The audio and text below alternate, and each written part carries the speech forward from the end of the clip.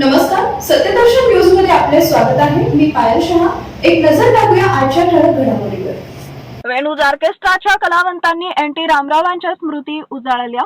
पूर्व विभाग सार्वजनिक वाचनालयाच्या सुवर्ण महोत्सवी वर्षानिमित्त तेलुगू गीतांची सुरेल मैफल झाली. वेणूज ऑर्केस्ट्राच्या कलावंतांनी गाणी सादर केली.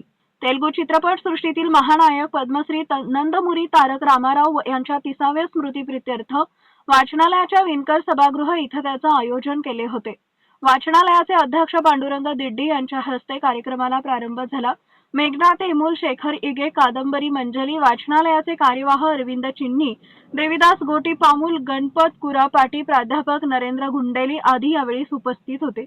वेणूज ऑर्केस्ट्राचे प्रमुख वेणुगोपाळ उत्तूर, अनुराधा गांगुल, रवींद्र तुमनपल्ली, प्रकाश कनकी उर्फ पी.के. राजू एदूर, मल्लिकार्जुन कंबत, नरेश आरसीत, शिवदास भंडारे, बालाजी बुगडे, वैकुंठ बुगडे, श्रीनिवास भैरी, अनुराधा गंगुल, तेजस्विनी मादास, गायत्री पेड्डिर्ती यांनी तेलुगू चित्रपट सृष्टीतील महानायक पद्मश्री नंदमुरी तारक रामाराव यांच्या तेलुगू सिनेमातील सुपरहिट गाण्यांचा बहारदार कार्यक्रम करून उपस्थितांची मनं जिंकली.